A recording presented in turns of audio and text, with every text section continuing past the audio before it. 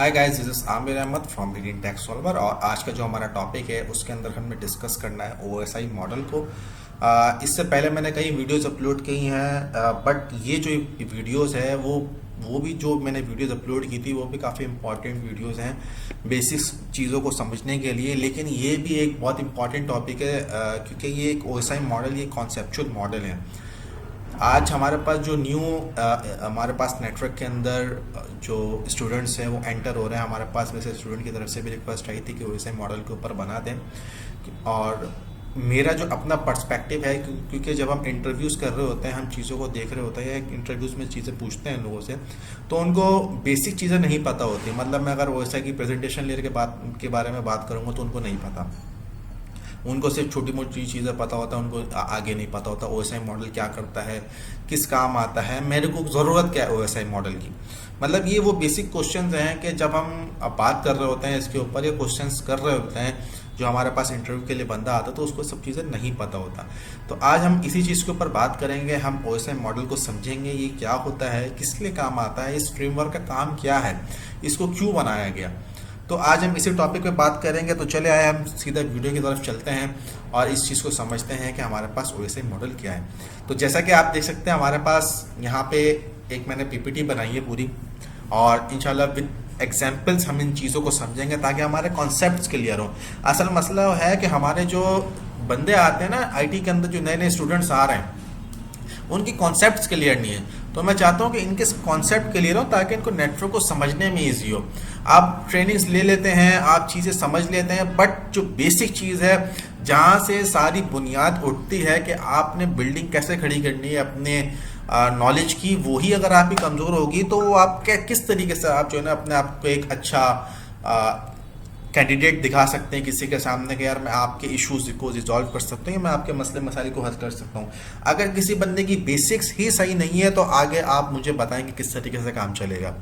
तो इंटरव्यूअर जो होता है वो वैसे ही रिजेक्ट कर देता है, क्योंकि हम इंटरव्यूज लेते हैं। मैं खुद एक एज अ आईटी एडमिनिस्ट्रेटर काम कर रहा हूँ। जब हमारे पास सपोर्ट लेवल के बंदे आते हैं या एग्जीक्यूटिव लेवल के भी बंदे आते हैं तो उनके ये बेसिक कॉन्सेप्ट ही क्लियर नहीं होते हैं। तो चलिए आज इंशाल्लाह आज इस वीडियो को समझेंगे, और इस वीडियो को समझने के बाद आई होप कि आपके सारे कॉन्सेप्ट क्लियर हो जाएंगे। आपको वन बाय वन सब चीज़ें समझ में आ रही होंगी कि आप क्या चीज़ कर रहे हैं, किस लेयर पे काम हो रहा है, क्यों हो रहा है, इसकी ज़रूरत क्या है, और हम ट्रबल शूट कैसे कर सकते हैं। तो सबसे पहले हम समझ लेते हैं कि ओएसआई मॉडल क्या होता है। तो जैसे कि मैंने यहाँ पे एक डेफिनेशन लिखी हुई है, द ओपन सिस्टम इंटरकनेक्शन। अच्छा, ये ओएसआई की फुल फॉर्म है, open system interconnection is a model is a conceptual framework that standardise how data is transmitted across a network. तो ओएसआई मॉडल क्या करता है, बेसिकली एक कॉन्सेप्चुअल फ्रेमवर्क है जो हमें ये बताता है कि डाटा किस तरीके से एक जगह से दूसरी जगह पे ट्रांसफर होता है, और it divide communication into 7 layer each with a specific role. और ये क्या करता है, जब भी आपकी कम्युनिकेशन हो रही होती है तो वो 7 लेयर्स के अंदर डिवाइडेड होती है। तो जिससे हमें, और हर लेयर का स्पेसिफिक काम होता है जिससे हमें ये पता चलता है कि कौन सी लेयर पे कौन सी डिवाइस है और वो क्या काम कर रही है। तो जो ओएसआई मॉडल है बेसिकली वो 7 लेयर्स के ऊपर डिवाइडेड है, और उन 7 लेयर्स के ऊपर ही सारा काम हो रहा है। तो ओएसआई मॉडल जो है बेसिकली कॉन्सेप्चुअल फ्रेमवर्क है। यहाँ पे हम टीसीपी आईपी मॉडल की बात नहीं कर रहे हैं। टीसीपी आईपी मॉडल एक अलग कॉन्सेप्ट है वो यही चीज़, बट लेकिन उसको कस्टमाइज कर दिया गया है चंद लेयर्स के अंदर। अगर मैं आपको वो समझाऊंगा तो आप मतलब कंफ्यूज हो जाएंगे कि यार ये क्या चल रहा है। तो इसीलिए जब भी आप कोई ट्रेनिंग्स लेते हैं, जब भी आप कहीं पर जाते हैं ट्रेनिंग के लिए कि यार हमने आईटी का कोर्स करना है, हमने नेटवर्क को समझना है, तो सबसे पहले वो आपको ओएसआई मॉडल समझाएंगे, क्योंकि लेयर्स में डिवाइडेड है 7 लेयर्स में, उसको समझना ईजी है। जब आपको ये चीज़ समझ में आ जाएगी ना तो आपको टीसीपी आईपी मॉडल ऑटोमेटिकली समझ में आ जाएगा। तो आपका सारा फोकस पहले इसको समझने पे होना चाहिए। तो टीसीपी आईपी मॉडल समझना कोई इजी नहीं है, उसमें भी यही सारी बातें हो रही है, बट वो कस्टमाइज है, वो मिक्स हुआ है।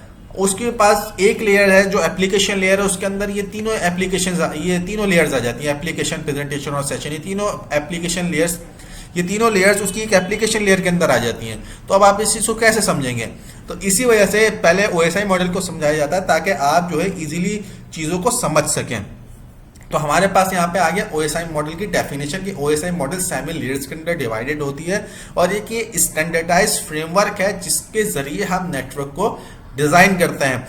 जब हम इसके जरिए नेटवर्क को डिजाइन करते हैं तो हमारे पास एक फ्रेमवर्क बन के आ जाता है कि हमारी कौन सी डिवाइस किस लेयर पे काम कर रही है और उसका काम क्या है।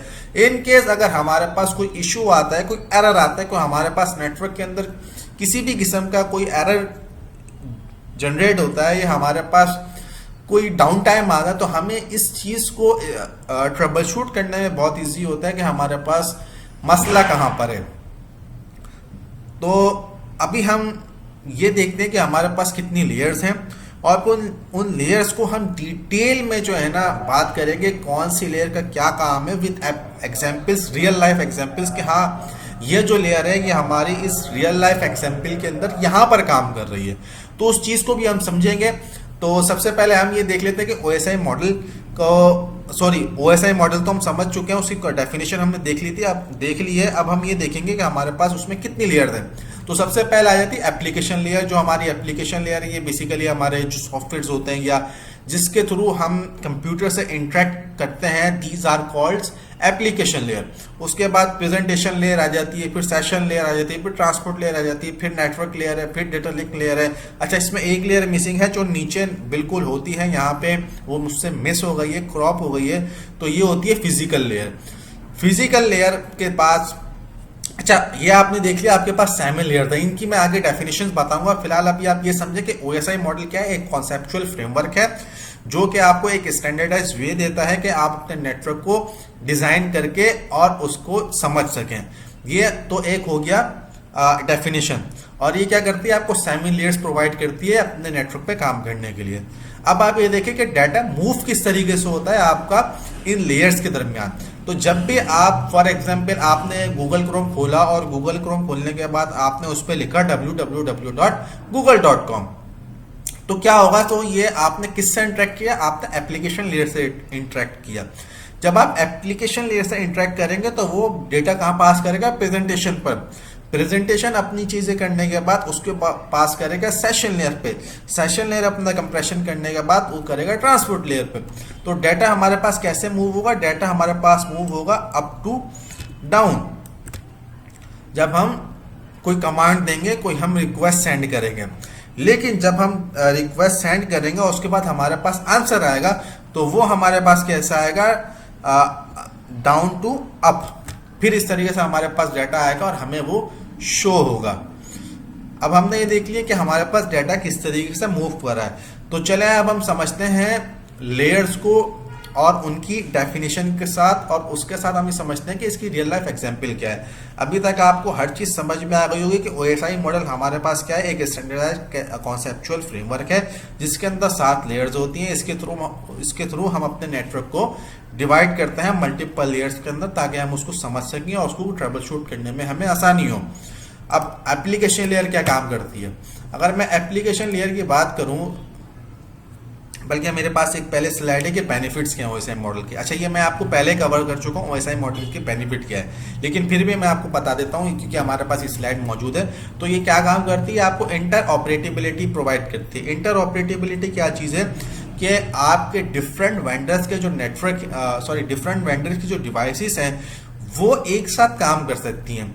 अगर आप थोड़ा सा बैकवर्ड जाएंगे, थोड़ा सा अगर आप हिस्ट्री के अंदर जाएंगे तो आप ये देखेंगे कि जब हम नेटवर्क को डिजाइन करते थे तो जो सेम वेंडर की डिवाइसेस होती थी वही आपस में कम्युनिकेट होती थी, क्योंकि उस टाइम पे कोई स्टैंडर्डाइज नेटवर्क या स्टैंडर्डाइज फ्रेमवर्क हमारे पास मौजूद नहीं था। तो हमें एक नेटवर्क में मसला ये होता था कि हमने एक नेटवर्क बना दिया और उस नेटवर्क के अंदर हमें सेम वेंडर की डिवाइसेस लगानी है। अगर हम डिफरेंट वेंडर की डिवाइसेस लगा देंगे तो उनके अंदर कम्युनिकेशन ही नहीं होती थी, क्योंकि उन सबके अपने अपने प्रोटोकॉल्स होते थे कम्युनिकेशन के लिए। तो इंटर वेंडर प्रोटोकॉल जो है वो कम्युनिकेशन नहीं होती थी। तो फिर आईएसओ ने क्या किया, आईएसओ ने इस मसले को हल करने के लिए एक स्टैंडर्डाइज्ड फ्रेमवर्क बनाया ताकि हमारे पास एक स्टैंडर्डाइज वे हो जाए ताकि हमारे पास जो डिफरेंट वेंडर थे वो भी आपस में कम्युनिकेट कर सके। अच्छा, इससे जो है ना, जब हम डिफरेंट वेंडर्स आपस में कम्युनिकेट नहीं करते थे तो मसला, एक तो ये आपस में कम्युनिकेट नहीं करते, और दूसरा मसला ये होता था कि हमारे पास जो है ना प्राइसेस बहुत हाई हो जाती थी। मतलब अगर एक वेंडर को पता है कि यार इसके पास हमारी चीज़ें ही लगी हुई ना, तो इसने हमारी ही चीज़ें लेनी है, अब ये किसी और से ले नहीं सकता, तो वो अपनी मर्जी से जो है ना पैसे कोट करते थे और अपनी चीज़ मर्जी से चीज़ें बेचते थे।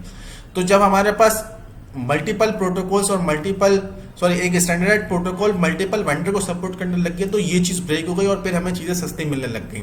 तो इससे हमें क्या हुआ, नेटवर्क को बनाना हमारे लिए ईजी हो गया और नेटवर्क हमें सस्ते पड़ने लग गए। तो ये क्या करता है, इंटरऑपरेटेबिलिटी प्रोवाइड करता है ओएसआई मॉडल। उसके बाद हमारे पास क्या हो गया, मॉड्यूलैरिटी आ गई। मॉड्यूलैरिटी क्या करती है, मॉड्यूलैरिटी क्या करती है, आपके जो प्रोसेस है उनको डिवाइड कर देती है मल्टीपल लेयर्स के अंदर, स्मॉलर चंक्स में जो है ना ये डिवाइड कर देती है। जैसे कि यहाँ पे डेफिनेशन लिखी हुई है, आपके प्रोसेस को स्मॉलर मैनेजेबल चंक्स में डिवाइड कर देती है, ताकि आपको ये पता होता है कि यार हमारे पास अगर स्विच चल रहा है तो वो कौन से लेयर पे चल रहा है, उसका काम क्या है और वो किन चीज़ों को सपोर्ट करेगा। राउटर है, राउटर किन लेयर पे काम कर रहा है, उसका क्या काम है और वो किन किस चीज़ों पे काम करेगा, ये हमें पता है कि यार इसकी ये सर्विसेज इस लेयर पे चलती है, फलानी सर्विसेज फलानी लेयर पे चलती हैं। उसके बाद जब हमें ये समझ में आता है कि कौन सी लेयर किस जगह पे काम कर रही है और क्या क्या सर्विसेज वो प्रोवाइड करे, तो उसके बाद हमारे पास ट्रबल शूटिंग ईजी हो जाता है। फॉर एग्जाम्पल, अगर हमारे पास कम्युनिकेशन नहीं हो रही दो पीसी के दरमियान और बीच में राउटर लगा हुआ है, तो हमें क्या है, हम सिंपली पिंग करके चेक कर लेंगे, हाँ यार पिंग नहीं जा रहा है, इसका मतलब है कि हमारे पास राउटर में कहीं पे इशू आ रहा है। और अगर पिंग जा रहा है तो पिंग जाने के बाद हम ये चेक करेंगे कि यार कम्युनिकेशन क्यों नहीं हो रही है। तो क्या डिफरेंट लेयर्स आ गई, अब हमने लेयर्स पे काम करना स्टार्ट कर दिया। उसके बाद हमारे पास क्या आता है, स्टैंडर्डाइजेशन आ जाती है। जैसे कि मैंने पहले बताया, हमारे पास एक स्टैंडर्डाइज नेटवर्क आ गया, स्टैंडर्डाइज मॉडल आ गया, उसके ऊपर ये एक यूनिवर्सल मॉडल है जिसके ऊपर दुनिया के तमाम नेटवर्क अब चल रहे हैं और ये बहुत पहले से चल रहे हैं। जैसे जब हमारे पास मतलब हिस्ट्री में अगर हम जाएं तो अब हमारे पास जितने भी नेटवर्क है आज के दौर के अंदर सब जो है वो एक स्टैंडर्ड फॉर्मेट में चल रहे हैं, कोई ये वेंडर डिपेंडेंसी नहीं है। तो चले हम आगे चलते हैं, हमने इस चीज़ को समझ लिया। अब हम आ जाते हैं फिजिकल लेयर्स के ऊपर कि लेयर्स क्या काम करती हैं, क्या क्या चीज़ें कर रही हैं लेयर्स और हमारे पास उनकी क्या क्या बेनिफिट्स हैं। बेनिफिट्स हमने समझ लिए, अब हम ये देखना लेयर्स क्या काम कर रही हैं। तो फिजिकल लेयर हमें क्या चीज़ प्रोवाइड करती है, फिजिकल लेयर पे हमारे पास जो रॉ डेटा होता है, जो 0 और 1 की फॉर्म होती है, वो डाटा हमारे पास फिजिकल लेयर के ऊपर ट्रांसफर होता है। क्योंकि 0 और 1 जो है वो हमारे कंप्यूटर की डिफॉल्ट लैंग्वेज है जिसको वो समझ सकता है, ना वो इंग्लिश समझता है ना वो उर्दू समझता है। वो क्या समझता है, 0 और 1 की फॉर्म को समझता है, जो हमारी फिजिकल लेयर से होती भी दूसरे कंप्यूटर पर या दूसरे किसी डिवाइस के ऊपर ट्रांसफर होती है, जिससे जो हमारे डाटा को लेकर जाता है। तो फिजिकल लेयर हमारे पास क्या आ जाता है, बिट ट्रांसफर होती है, रॉ डाटा ट्रांसफर होता है 0-1 की फॉर्म में। सेकंड, ये केबल्स पे काम करती है। केबल्स का मतलब ये है कि ये fibre optic cable, ethernet cable, इन सब चीज़ों के ऊपर फिजिकल लेयर पे काम हो रहा होता है। सिग्नल इंकोडिंग हो रही होती है, कन्वर्ट करता है डिजिटल डाटा को इलेक्ट्रॉनिक और ऑप्टिकल डाटा के अंदर, ऑप्टिकल सिग्नल्स के अंदर। डाटा रेट क्या होता है, डाटा रेट हमारा जो एक डाटा है वो एक जगह से दूसरी जगह कितनी स्पीड में ट्रांसफर हो रहा है, this is called data rate. उसके बाद टोपोलॉजी की बात करते हैं। फिजिकल टोपोलॉजी हमारे पास किस तरीके से बनी हुई है, कंप्यूटर आपस में किस तरह से कनेक्टेड है और किस तरह से उनके दरमियान कम्युनिकेशन हो रही है। क्योंकि जब हम पहले नेटवर्क बनाते थे तो हम टोपोलॉजीज बनाते थे बेसिकली, कि यार हमारे पास ये बस टोपोलॉजी है, ये हमारे पास सॉरी क्या हमारे पास ये बस टोपोलॉजी है, ये हमारे पास स्टार टोपोलॉजी है। तो पहले हमारे पास टोपोलॉजीज बनती थी, अभी भी टोपोलॉजीज बनती हैं, लेकिन पहले जो है ना नेटवर्क के हिसाब से, यूज़र के हिसाब से, क्योंकि पहले यूज़र कम होते थे तो उसके हिसाब से हमारे पास टोपोलॉजीज बनती थी, क्योंकि पहले नेटवर्क का इतना रुझान नहीं था। तो ये हमारे पास फिजिकल लेयर आ गई। ये फिजिकल लेयर क्या करती है कि आपका जो 0 और 1 का डाटा होता है वो फिजिकल मीडियम से होते हुए एक कंप्यूटर से दूसरे कंप्यूटर पर ट्रांसफर होता है 0 और 1 की फॉर्म के अंदर। सेकंड हमारे पास आ जाती है चलें, ये हमारे पास मैंने एग्जांपल भी दी थी, तो आपके पास ये देखें एग्जांपल भी आ गया। Ethernet cable connecting a laptop to a router transmitting raw binary data, जैसे कि मैंने आपको पहले बता दिया। उसके बाद केबल आ गई, केबल ईथरनेट केबल हो गई representing physical media like copper और फाइबर ऑप्टिक, ये भी मैंने आपको बताया। Signal encoding a wave form on a monitor showing how data signal is converted into electrical signal. अच्छा, ये एक ग्राफ होता है जो आपको बता रहा होता है कि किस तरीके से जो है ना जो डाटा होता है वो आपका ट्रांसफर हो कन्वर्ट हो रहा है बेसिकली, क्योंकि एक मॉनिटरिंग टूल होता है ये। इस तरीके से कुछ ग्राफ आ रहा होता है। अच्छा, डाटा रेट क्या है? डाटा रेट वही आपकी इंटरनेट की स्पीड क्या आ रही है, कितनी फास्ट आपका डाटा ट्रांसफर होता है। तो जब हम इंटरनेट चेक कर होते हैं मेजॉरिटी, तो इस तरीके से हम speed test dot net open करके हम चेक करते हैं हमारे पास स्पीड कितनी आ रही है, क्योंकि जितनी ज़्यादा स्पीड आ रही होती है उतनी ही स्पीड में हमारा डाटा ट्रांसफर हो रहा होता है। टपोलॉजी, जैसे मैंने आपको पहले बताया, टपोलॉजी बताते हैं कि हमारे डिवाइस फिजिकली कैसे अरेंज है, कैसे कनेक्टेड है, जैसे जिसमें बस आ जाती है, स्टार टपोलॉजी आ जाती है। सेकेंड, हम चलते हैं डेटा लिंक लेयर के ऊपर। डेटा लिंक लेयर क्या करती है? डेटा लिंक लेयर बेसिकली काम करती है लेयर 2 पे मैक एड्रेसेस के ऊपर काम करती है, और इसके अंदर फ्रेम्स बनते हैं। जब भी कोई डाटा फिजिकल लेयर से डेटा लिंक लेयर की तरफ आता है तो उसको डेटा लिंक लेयर फ्रेम्स में कन्वर्ट करती है, एक स्ट्रक्चर फ्रेम में बनाती है ताकि जो डाटा है वो ट्रांसमिट हो सके। अब data link layer MAC address पे काम करती है, और मैक एड्रेस हर दुनिया में हर डिवाइस का अलग होता है। हर वो डिवाइस जो इंटरनेट से कनेक्ट हो सकती है उसका मैक एड्रेस डिफरेंट होता है। अब मैक एड्रेस में बहुत से डिफरेंट चीज़ें हैं, वो फिर बात की बात है, फिर हम कभी समझेंगे। लेकिन मैक एड्रेस आपको आज के दौर में तो हर किसी को ही पता होगा मैक एड्रेस क्या चीज़ है। और मैक एड्रेस का जो दूसरा नाम है उसको हम बर्न इन मैक एड्रेस भी कहते हैं, क्योंकि ये चेंज नहीं होता। आज के दौर में वैसे चाइना ने इस चीज़ को भी निकाल लिया कि मैक एड्रेसेस भी चेंज हो जाते हैं, मोबाइलों को भी हो जाते हैं। लेकिन अगर थोड़ा सा पीछे जाएँ तो पहले मैक एड्रेसेस चेंज नहीं होते थे। जो मैक एड्रेस जिसका भी होता था वो मैक एड्रेस उसी का होता था, वो चेंज नहीं होता, यूनिवर्सल होते थे, यूनिक होते थे ये। और तीसरा हमारे पास है एरर डिटेक्शन। अगर इनकेस किसी फ्रेम में कोई एरर है तो वो उसको चेक करता है कि फ्रेम में कोई एरर तो नहीं है, फ्रेम हमारे पास सही सलामत मौजूद है, कोई मसला तो नहीं है, कोई वो तो नहीं है प्रॉब्लम उसके अंदर, तो वो उसको रिजेक्ट कर देता है। फ्लो कंट्रोल को देखता है कि फ्लो कंट्रोल में हमारे पास जो है जो फ्रेम है वो ओवरलोड तो नहीं हो रहा, जिसकी वजह से पैकेट ड्रॉप हो और हमारे जो डाटा है वो सही तरीके से पहुंच ना सके। इस चीज़ को भी वो कंट्रोल करते हैं जो डाटा लिंक लेयर होती है। उसके बाद हमारे पास होता है लिंक एग्रीगेशन, कंबाइन करता है मल्टीपल फिजिकल लिंक को in one logical link, increase bandwidth. तो ये क्या, अच्छा ये थोड़ा सा मैंने अलग से इसको मेंशन किया है इसके अंदर लास्ट में। उसकी वजह ये है कि ये इसका कोई डाटा लिंक लेयर का पार्ट नहीं है, लेकिन ये बताने का सिर्फ मकसद ये कि हमारे पास जब अगर हम चाहें तो मल्टीपल लिंक्स को जो है ना, मल्टीपल पोर्ट्स को, मल्टीपल केबल्स को आपस में कंबाइन करके ना एक बड़ा वो बना देते हैं, जैसे इंटरफेस बना देते हैं। फॉर एग्जांपल आपके पास 1 GB की 4 इंटरफेसेस हैं। अब आपके पास है यार मेरे पास जो डाटा फ्लो है वो ज़्यादा है और इसके ऊपर ना बॉटलनेक बन रहा है इंटरफेस के ऊपर, तो मुझे इंटरफेस भी ज़्यादा चाहिए। आप कितनी ज़्यादा लगा लेंगे? आप 10 GB लगा लेंगे। 10 Gbps की अगर आप लगा लें तो वो आपको अलग से वो लगाना पड़ेगा, SPF की पोर्ट लगानी पड़ेगी कि हमारा जो है ना वो SPF की पोर्ट, अब पता नहीं वो भी सपोर्टेड है कि नहीं है। तो आपने पैसे बचाने के लिए और अपने ऑर्गेनाइजेशन को रिडेंडेंसी भी प्रोवाइड करने के लिए जो है ना आप क्या करते हैं, आप 4 केबल्स कनेक्ट करते हैं और 4 केबल को दूसरी स्विच के साथ या किसी भी सिस्टम के साथ कनेक्ट करते हैं, या 2 केबल्स को या 3 केबल्स को, डिपेंड्स ऑन योर रिक्वायरमेंट। तो उन दोनों को आप क्या करते हैं, मर्ज कर देते हैं। फिजिकली नहीं, लॉजिकली आप उनको मर्ज कर देते हैं। और मर्ज करने के बाद क्या होता है, वो जो आपका पैकेट है या वो जो आपके इंटरफेस है वो अगर 1 GB की है तो वो मिलकर 2 GB की आप जो है ना आपको स्पीड देगी। तो उससे क्या होगा, बॉटलनेक खत्म हो जाएगा। बॉटलनेक क्या होता है कि आपके पास फॉर एग्जांपल एक रोड है, अगर एक रोड के ऊपर मल्टीपल जगह से अगर ट्रैफिक आ रहा होगा तो क्या होगा, वो रोड चौक हो जाएगा। इसी तरीके से जब बॉटलनेक बनता है तो बॉटलनेक क्या है कि बॉटलनेक को अगर आप देखेंगे तो नेक क्या होते हैं, बोतल की बिल्कुल पतली होती है और नीचे से जाके बहुत ज़्यादा खुला होता है।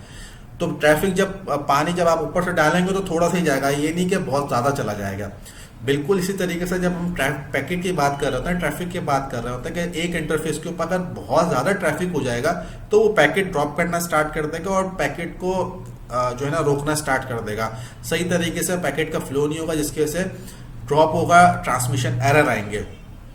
तो इस चीज़ को कहते हैं बॉटलनेक बनना। तो इस चीज़ को भी ये कंट्रोल करता है, इससे हमारी जो है बॉटलनेक ख़त्म होता है। और दूसरा हमें रिडेंडेंसी मिलती है कि इनकेस हमारी अगर एक केबल या एक पोर्ट या फिजिकली हमारी कोई कनेक्टर ख़राब हो जाती है तो हमारे पास उस चीज़ का रिडेंडेंसी में दूसरी इंटरफेस काम कर रही होती है, हमारे पास नेटवर्क में डिस्टर्बेंस नहीं होती। अच्छा, तो हम इसकी एग्जाम्पल को देख लेते हैं। एग्जाम्पल हमारे पास क्या है, देखें मैक एड्रेस को इस तरीके का कुछ मैक एड्रेस आ रहा होता है। आपने लाजमी तौर पे इस तरीके का देखा होगा अपने सिस्टम के ऊपर मैक एड्रेसेस को। फ्रेमिंग क्या है, wifi router transmitting structure data frames between devices. अभी जो राउटर है, जब आप आपने अपने घर के अंदर भी जो है ना इंटरनेट इस्तेमाल किया होगा और आपने लगाया हुआ भी होगा, तो उसके अंदर क्या है कि आप जब ट्रांसफ़र करते हैं, आपको जब कोई चीज़ सर्च करते हैं अपने कंप्यूटर के ऊपर, मोबाइल के ऊपर, तो वो डाटा इसके अंदर से ट्रांसफ़र होता है। यहाँ से ट्रांसफ़र होकर आपकी केबल से निकलता है, यहाँ पे 2 केबल्स लगी हुई होती हैं, उन केबल्स के थ्रू फिर आप इंटरनेट पे जाता है और फिर इंटरनेट से रिटर्न आता है इसी केबल्स के ऊपर, फिर वो आपको सिग्नल के थ्रू मिल जाता है। उसके बाद अगर उसके अंदर कोई एरर होता है तो वो CRC रन करता है, और CRC रन करने के बाद वो देख लेता है कि यार हमारे पास जो पैकेट आया है वो सही है या गलत है। उसके बाद फ्लो कंट्रोल भी यहीं से हो रहा होता है, ये सब चीज़ें इस राउटर के अंदर मौजूद होती हैं। उसके बाद लिंक एग्रीगेशन क्या है, लिंक एग्रीगेशन वही मैंने जो आपको पहले बताया कि बंडल करता रहता है फास्टिंग तेज़ करने के लिए इंटरनेट की स्पीड को, या बैंडविड्थ ज़्यादा प्रोवाइड करने के लिए, रिलायबल कनेक्शन के लिए आपको ये चीज़ें मिल जाती हैं। ये हमारे पास, ये आप देख सकते हैं कि ये हमारे पास लाइव स्ट्रीमिंग है, ये हमारे पास मीन्स के एक एग्जांपल है कि आपके पास आ रही है। अब ये अगर इस वीडियो आपके पास स्मूथ चल रही है, इट्स मीन के पैकेट का फ्लो आपके पास सही है। अगर ये रुक रुक के चलिए, इट्स मीन के इंटरनेट स्लो है, कहीं बॉटलनेक बन रहा है, कहीं आपके पास पैकेट में एरर आ रहा है, कुछ ना कुछ मसला है जिसकी वजह से स्पीड स्लो आ रही है और आपकी जो वीडियो है वो स्लो चल रही है, इस तरीके से एरर आ जाता है, लॉगिन नहीं हो रही थी। अगर आप वेब एप्लीकेशन लॉगिन कर रहे हैं तो वो लॉगिन नहीं हो रही थी, क्यों? इंटरनेट का मसला है। बिल्कुल इसी तरीके से अब हम चलते हैं नेटवर्क लेयर की तरफ, लेयर 3 की तरफ। लेयर 3 क्या करती है? लेयर 3 काम कर रही होती है आपके इंटरनेट के ऊपर। अच्छा, जो वो डेटा लिंक लेयर की हमने बात करी, डेटा लिंक लेयर आपके इंटरनल नेटवर्क पर काम कर रहा होता है। लेकिन अगर आपने अपने इंटरनल नेटवर्क से बाहर जाना है, इंटरनेट पे जाना है, आपने दूसरी वेबसाइट सर्च करनी है, आपने वहाँ से डाटा उठाना है अपने सिस्टम में के ऊपर, आपने कोई ब्राउजिंग करनी है या आपने कोई सोशल मीडिया यूज़ करना है, तो वो आपके नेटवर्क लेयर के थ्रू होगा। नेटवर्क लेयर क्या करेगी? नेटवर्क लेयर आपको बताएगी राउटिंग, आपको बेस्ट पाथ बताएगी। वो बेसिकली आप खुद नहीं कर लोगे, ये सारा सिस्टम पीछे चल रहा होता है। सिस्टम जो है वो कंप्यूटर के अंदर ये सब चीज़ें पहले से डिफाइन है, उसको पता है कि मुझे क्या करना है। ये आप मैनुअली नहीं कर रहे होते, जैसे आप कमांड देंगे तो सिस्टम को पता है कि मेरे पास ये रिक्वेस्ट आई है, मुझे इसको किस किस रास्ते से गुजारना है और कहाँ पे सेंड करना है, और फिर इसका रिटर्न मेरे पास जवाब भी आना है। तो वो सब चीज़ें कंप्यूटर को पहले से पता होता है, राउटर को पहले से पता होता है, जितनी भी डिवाइसेस काम कर रहे हैं उनको पता होता है कि यार हमने क्या करना है। तो नेटवर्क लेयर क्या करती है? राउटिंग करती है। नेटवर्क लेयर के ऊपर राउटिंग होती है, डिफरेंट नेटवर्क्स के ऊपर काम हो रहा होता है, डिफरेंट राउटर्स के ऊपर काम होता है। उसके बाद आईपी एड्रेसिंग इसके ऊपर इस्तेमाल हो रही थी, जैसे हमारे पास लेयर 2 के अंदर मैक एड्रेस इस्तेमाल होता है, तो लेयर 3 के अंदर हमारे पास आईपी एड्रेस इस्तेमाल होता है। अच्छा, आईपी एड्रेस की जब हम बात करें तो ये भी यूनिवर्सली यूनिक होता है। अब आईपी एड्रेसेस भी अगर मैं बचाऊं तो आईपी एड्रेसेस फिर वो एक अलग टॉपिक निकल जाएगा। तो आईपी एड्रेस मैं आपको सिंपल अल्फाजों में बता देता हूँ। आईपी एड्रेस भी अगर हम नेटवर्क में लगाते हैं तो हर पीसी का यूनिक होता है। अगर आप डुप्लीकेट आईपी एड्रेस किसी और को देंगे तो वो उस पर काम नहीं करेगा। हर सिस्टम का अपना आईपी एड्रेस होता है, हर सिस्टम का एक यूनिक जो है आइडेंटिटी होती है। बेसिकली ये आईपी एड्रेस जो है ना आपके नेटवर्क के अंदर आइडेंटिटी प्रोवाइड करता है आपके सिस्टम्स को। उसके बाद इसके ऊपर जो फ्रेम्स आते हैं जो बेसिकली मूव होते हैं पैकेट से, डाटा लिंक लेयर से मूव होते हैं नेटवर्क लेयर के ऊपर, वो फ्रेम्स मूव होते हैं। फिर क्या करता है नेटवर्क लेयर, उसको कन्वर्ट करता है पैकेट के अंदर, फिर वो पैकेट के अंदर कन्वर्ट होते हैं, उसके ऊपर आईपी एड्रेस लगाया जाता है, सोर्स आईपी एड्रेस लगाया जाता है, डेस्टिनेशन आईपी एड्रेस लगाया जाता है, उसके बाद उसको मूव किया जाता है। देन हमारे पास लॉजिकल एड्रेसिंग, जैसे मैंने आपको बताया डिफरेंट नेटवर्क के अंदर जब हम मूव करते हैं तो वो लॉजिकल एड्रेसिंग चल रही होती है। तो लॉजिकल एड्रेसिंग क्या है? बेसिकली आईपी एड्रेस की ही बात कर रहे हैं यहाँ पे। उसके बाद स्पैनिंग ट्री प्रोटोकॉल, ये भी मैंने इस तरीके से आपको समझाने के लिए एक एक्स्ट्रा रखा है कि हमारे पास जब हम डिफरेंट नेटवर्क्स पे काम कर रहे होते हैं या डिफरेंट आप ये कह लें कि प्रोटोकॉल्स पर काम कर रहे होते हैं तो हमारे पास स्पैनिंग ट्री लूप प्रिवेंशन के लिए हम स्पैनिंग ट्री को यूज़ करते हैं। और ये लेयर 2 पे भी काम हो रहा होता है कि हमारे पास जो है ना लूप ना बने। इसकी सिंपल सी एग्जांपल ये है, जैसे मैंने आपको प्रीवियस में दिखाया था यही चीज़। यहाँ पे राउटर है, राउटर के ऊपर आप राउटर के थ्रू आपका डाटा जाएगा इंटरनेट पे, इंटरनेट से फिर वो वापस आएगा। फिर राउटर को पता होता है, राउटर के पास एक राउटिंग टेबल होता है, उसको ये पता होता है कि यार मेरे पास यहाँ से पैकेट गया था, अब ये वापस आया, अब ये मुझे किसको वापस ट्रांसफ़र करना है, ये सब राउटर को पता होता है। ये इसकी सारी फंक्शनैलिटीज़ है। IP एड्रेस इसके ऊपर इस्तेमाल होता है। ये इसी तरीके से वेब स्ट्रीमिंग, जो मैंने आपको पहले बताया, वेब स्ट्रीमिंग किस तरीके से जा रही है, राउटर को पता है। आपने जैसे किसी भी वीडियो पे क्लिक किया, वो राउटर को पता है इसने इस वीडियो पे क्लिक किया है, इसको ये अरे इसकी रिक्वेस्ट है, ये जाएगा, फिर वहाँ सर्वर से लाके आपको वापस देगा। इनकेस अगर कोई एरर आता तो फिर वो एरर दे देगा आपको। फिर तो इसमें क्या हो रहा है, IP एड्रेसिंग भी हो रही है, राउटिंग भी हो रही है। राउटिंग क्या होती है, बेसिकली डिफरेंट नेटवर्क के दरमियान कम्युनिकेशन को राउटिंग कहते हैं। उसके बाद लॉजिकल एड्रेसिंग, जिसके थ्रू आप प्रोवाइड करते हैं अपनी GPS की लोकेशन भी प्रोवाइड करते हैं, आप नेविगेशन भी प्रोवाइड कर रहे होते हैं। लॉजिकल एड्रेसिंग क्या, बेसिकली IP एड्रेस ही है। उसके बाद पैकेट फॉरवर्डिंग होती है, आप लाइव स्ट्रीमिंग कर रहे होते हैं सर्वर लैपटॉप पे कनेक्ट करके। उसके बाद spanning tree, preventive network loops और कम्प्लेक्स सेटअप लाइक ऑफिस लैन वगैरह, तो ये सब अलग ही है।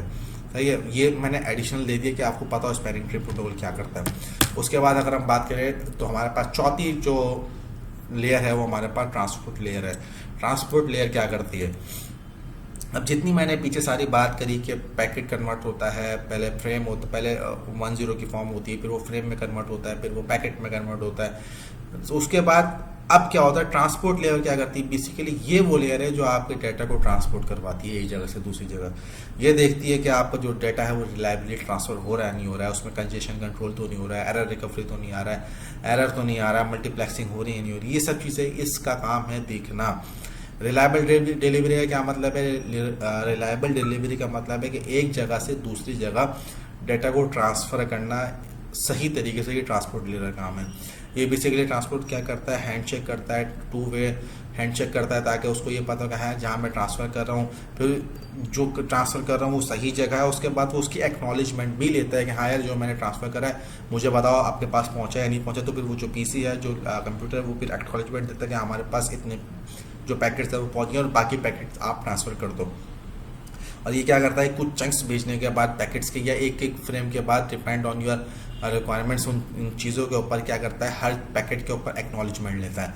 तो इसने रिलायबल डिलीवरी को मेंशन किया है ये कुरियर सर्विस के साथ। जैसे हमारे पास कुरियर की सर्विस होती है, वो क्या करती है, आपकी जो चीज़ें होती हैं, मतलब जो आपने भेजनी होती है किसी दूसरे बंदे को, तो वो आप डिलीवरी के थ्रू या कोरियर के थ्रू आप ट्रांसफ़र करते हैं। तो इसने उस चीज़ को रिलायबली बताने के लिए कुरियर की जो पिक्चर है उसको इस्तेमाल किया। उसके बाद कंजेशन कंट्रोल वही है, फ्लो कंट्रोल की बात हुई यहाँ पे कि हमारे पास बॉटलनेक तो नहीं बन रहा, हमारे पास डाटा सही तरीके से ट्रांसफ़र हो रहा है, पैकेट लॉस तो नहीं हो रहा।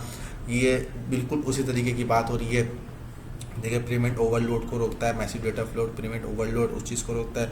उसके बाद एरर रिकवरी इनके ऐसा हमारे पास कोई एरर आ जाता है उसके ऊपर, पैकेट के ऊपर कोई पैकेट ड्रॉप हो जाता है, तो वो जब ये एक्नॉलेजमेंट लेता है तो एक्नॉलेजमेंट के दरमियान उसको ये पता लगता है कि यार मेरे 4 पैकेट पहुँचे, 1 पैकेट रह गया, तो वो उसको दोबारा ट्रांसफ़र करेगा। सेगमेंटेशन और रीअसेंबली, बेसिकली इसका यही काम है कि जब हमारे पास कोई पैकेट आता है, ट्रांसपोर्ट लेयर के पास जैसे कोई पैकेट आता है, तो वो क्या करती है कि उसके मल्टीपल चंक्स बना के ना उनको सीक्वेंस में डिवाइड कर देता है, ताकि जब वो पैकेट की एक्नॉलेजमेंट ले तो उसको ये पता हो कि यार मेरे पास मैंने 10 पैकेट भेजे हैं, और जब हमारे पास जब ये एक्नॉलेजमेंट लेगा तो इसके पास 9 की एक्नॉलेजमेंट आई है, तो फिर वो बोलेगा यार आपके 9 पैकेट, जो डेस्टिनेशन है वो बोलेगा आपके 9 पैकेट आए, आप 10वां पैकेट मुझे अगेन सेंड करें, क्योंकि आपका 10वां पैकेट नहीं आया, वो ड्रॉप हो गया, तो फिर ये 10वां पैकेट दोबारा सेंड करेगा। तो ये ट्रांसपोर्ट लेयर का काम है, एरर रिकवरी देखना, रिलायबल डिलीवरी करना, कंजेशन कंट्रोल, ये सब ट्रांसपोर्ट लेयर कर रही होती है। उसके बाद हम ये इसके एग्जांपल्स देख लेते हैं। एग्जांपल के अंदर भी हमारे पास वही चीज़ें मौजूद है, जैसे इसने यहाँ पे मैंने आपको बताया ट्रक की डिलीवरी की सर्विसेज को यहाँ पे मेंशन किया है कि हाँ जो आपका डाटा है वो रिलायबली पहुँच गया है। उसके बाद एरर रिकवरी की बात कर रहे हैं, वीडियो स्ट्रीमिंग वगैरह, मल्टीप्लेक्सिंग, इन सब चीज़ों की बात कर रहे हैं कि आपकी जो मल्टीप्लेक्सिंग क्या है, represent multiple app sharing the same connection, जो आपके पास इंटरनेट कनेक्शन आ रहा है, मल्टीपल ऐप जो है वो एक ही इंटरनेट के थ्रू आपकी निकल रही हैं, एक ही कनेक्शन के थ्रू आप मल्टीपल ऐप्स यूज़ कर रहे हैं और उसके अंदर कोई एरर नहीं आ रहा, कोई मसला नहीं आ रहा कि कौन सी एप्लीकेशन का डाटा कहीं और तो नहीं जा रहा, या किसी एप्लीकेशन में कोई एरर तो नहीं आ रहा, या डाटा उसको कंप्लीट मिल रहा है नहीं मिल रहा है। ये सब TCP की जो लेयर है ये सब प्रोवाइड कर रही है। सही है। उसके बाद हमारे पास आ जाता है सेशन लेयर। सेशन लेयर क्या करता है? सेशन लेयर क्या करता है? सेशन लेयर इनिशिएट करता है कम्युनिकेशन बिटवीन टू डिवाइसेस। जब आप वीडियो कॉन्फ्रेंसिंग कर रहे होते हैं या आप कॉल पे बात कर रहे हो तो क्या होता है कि आप दोनों के दरमियान एक टेम्पररी सेशन बन जाता है। उस टेम्पररी सेशन का क्या मतलब है कि आप उस सेशन के ऊपर जब तक बात करें जब तक वो इस्टेब्लिश है, उसके बाद वो क्या होगा, वो सेशन टर्मिनेट हो जाएगा। तो उसी सेशन के ऊपर आपकी ऑथेंटिकेशन भी हो रही है, डायलॉग कंट्रोल भी हो रहा है, सेशन टर्मिनेशन भी उसी पे होता है। तो ये सारा काम सेशन कंट्रोल का है। जब हम वीडियो कॉन्फ्रेंसिंग या कॉल पे बात कर रहे होते हैं ऑडियो कॉल के ऊपर, तो उसके ऊपर हमारे पास क्या होता है, सेशन बनता है। आज भी आप जब मोबाइल पे कॉल करते हैं तो क्या करता है मोबाइल, क्या करता है, एक टेम्पररी सेशन बनाता है आपका एक अपने मोबाइल से दूसरे मोबाइल के ऊपर, वो भी टावर के थ्रू, वो सिग्नल्स के थ्रू जा रहा होता है। तो क्या होता है, ये एक टेम्पररी सेशन बनता है जब तक कि आप कॉल पर हैं। जैसे कॉल आपकी बंद होगी वैसे ही आपका सेशन टर्मिनेट हो जाएगा। तो सिंपल इसकी एग्जांपल मैंने यहाँ पे दी है, यहाँ पे आके जूम की एग्जांपल दी है। Session establishment logging into zoom for video call. आपने जूम पे वीडियो कॉल के लिए लॉगिन किया, आपका सेशन एस्टैब्लिश हो गया। ऑथेंटिकेशन क्या होती है, आपने क्या करा, यूजर नेम पासवर्ड दिया, तो उसने ऑथेंटिकेट कर लिया, आपने सर्वर पे जाके हाँ यार इसका ये यूजर नेम और पासवर्ड है, तो आप उसने एक्सेस दे दिया। उसके बाद आपने सेशन टर्मिनेशन किया, आपने एंड किया, जब आपकी कॉल वॉल पर बात हो गई, सब कुछ हो गया, तो आपने एंड किया। तो ये क्या हो गया, ये सेशन टर्मिनेशन के ऊपर चला गया। डायलॉग कंट्रोल का मतलब है आपने मैनेज किया कि यार अब किसकी टर्न है, अब किसकी टर्न है, वो आप खुद करते हैं। वो जो बात कर रहे होते हैं वो खुद करते हैं कि यार अब आपकी टर्न है, अब आपकी टर्न है। तो इस तरीके से ये सब चीज़ें हो रही होती है। तो ये सेशन का काम है कि सेशन आप ये कहते हैं सेशन एरिया काम है, किस तरीके से आपको चीज़ें प्रोवाइड करनी है, किस तरीके से आपको वीडियो कॉन्फ्रेंसिंग करवानी है। उसके बाद अब हम प्रेजेंटेशन लेयर की तरफ आ जाते हैं। तो प्रेजेंटेशन लेयर क्या करता है, कन्वर्ट करता है डाटा को अंडरस्टैंडेबल फॉर्म के अंदर, के आपकी एप्लीकेशन लेयर उस चीज़ को समझ सके। Data translation, data encryption, description, syntax, semantics, data compression, ये सब चीज़ें इसके पास हो रही होती है। तो प्रेजेंटेशन में क्या हो रहा है, डेटा कंप्रेशन हो रहा है, डेटा ट्रांसलेशन हो रहा है, converting data format into something that application layer can understand. Means कि अगर आप जेपीजी की फाइल ओपन करते हैं, आप कोई भी फाइल ओपन करते हैं, तो क्या होता है, वो एप्लीकेशन लेयर के ऊपर आपके पास आने से पहले प्रेजेंटेशन लेयर क्या करती है, उस चीज़ को कन्वर्ट करते हैं जेपीजी को, कि आपकी जो एप्लीकेशन है, जो भी आप सॉफ्टवेयर यूज़ कर रहे हैं, उस पिक्चर को खोलने के लिए वो पिक्चर आपकी एप्लीकेशन को वो जो एप्लीकेशन है वो आपकी पिक्चर को समझकर ओपन करता है। तो ये डाटा ट्रांसलेशन ये प्रेजेंटेशन लेयर का काम है। इंक्रिप्शन और डिक्रिप्शन भी सिक्योरिंग करता है कम्युनिकेशन को बिटवीन टू डिवाइसेस की भी आपका इन प्रेजेंटेशन लेयर के अंदर आता है। ये आपके डिफरेंट दूसरी लेयर्स के ऊपर भी आता है कि वहाँ पे भी आप सिक्योरिटी प्रोवाइड कर सकते हैं, लेकिन आपकी प्रेजेंटेशन लेयर के ऊपर भी आप सिक्योरिटी प्रोवाइड कर सकते हैं। डेटा कंप्रेशन क्या है, डेटा कंप्रेशन ये है कि आप डेटा को श्रिंक कर देते हैं, आप साइज को कंप्रेस कर देते हैं, डेटा को कंप्रेस कर देते हैं, जिसकी वजह से आपका साइज जो है वो छोटा हो जाता है। सही है। उसके बाद आप क्या करते हैं, डेटा को करेक्टली इंटरप्रेट करने के लिए क्या करता है, सिंटैक्स और सेमेंटिक्स का जो है ना सहारा लेते हैं, ताकि आपकी जो चीज़ें हैं वो सेंडर और रिसीवर के पास सही तरीके से पहुंच सकें। उसके बाद फॉर्मेट कन्वर्जन आ जाता है कि आप फाइल जो आप यूज़ कर रहे हो JPG, MP4, SKG to text वगैरह, ये जो फाइल्स आप यूज़ कर रहे होते हैं, ये आपको कन्वर्जन प्रोवाइड करता है, फॉर्मेट कन्वर्जन प्रोवाइड करता है, ताकि आपको जो एप्लीकेशन है उस फॉर्मेट को समझ के आपको रिप्रेजेंट कर सके। ये हमारे प्रेजेंटेशन लेयर का काम है। जैसे आपने यहाँ पे एग्जाम्पल देंगे, प्रेजेंटेशन लेयर के अंदर आपने इमेज को व्यू करना, MP4 वीडियोस को देखना, वेबसाइट को एक्सेस करना, जिप फाइल्स को ओपन करना, read translation, text from documents, ये सब चीज़ें करना, ये सब जो है आपको प्रेजेंटेशन लेयर प्रोवाइड कर रही होती है।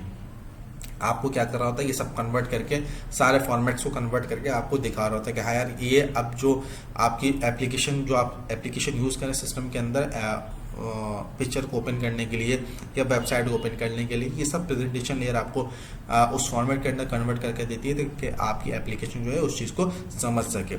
नेक्स्ट हमारे पास आ जाता है एप्लीकेशन लेयर। एप्लीकेशन लेयर क्या कर रहा है, एप्लीकेशन लेयर वही मैंने आपको जो पहले बताया कि एप्लीकेशन लेयर वो एप्लीकेशन है जिसके साथ आप इंटरेक्ट करते हैं, यूज़र इंटरेक्ट करता है एप्लीकेशन के साथ, आप इंटरेक्ट करते हैं, और फिर आपको हर चीज़ नज़र आ रही होती है कि हाँ यार मैंने यहाँ पे क्लिक किया तो ये आ गया, यहाँ पे क्लिक किया ये आ गया। इसके सिंपल सी एग्जांपल है व्हाट्सएप, जूम, जीमेल, ये सब यूज़र इंटरफेसेस हैं जो एप्लीकेशन है जिससे यूज़र इंटरेक्ट करता है।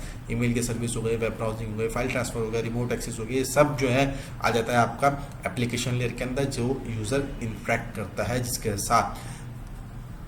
इसकी सिंपल सी एग्जांपल मैंने आपको पहले दे दी और फिर भी अभी बता देता हूँ। Application layer is where user interact indirectly with software that user network service in case Gmail provide the interface for sending and receiving email while the lower layer handle the actual transmission of data of the internet. तो क्या कर रहा है, जो application layer है वो user के साथ इंटरेक्ट कर रहा है और जो नीचे की लेयर है वो क्या कर रही है, वो ट्रांसमिशन कर रही है डाटा को एक जगह से दूसरी जगह पे।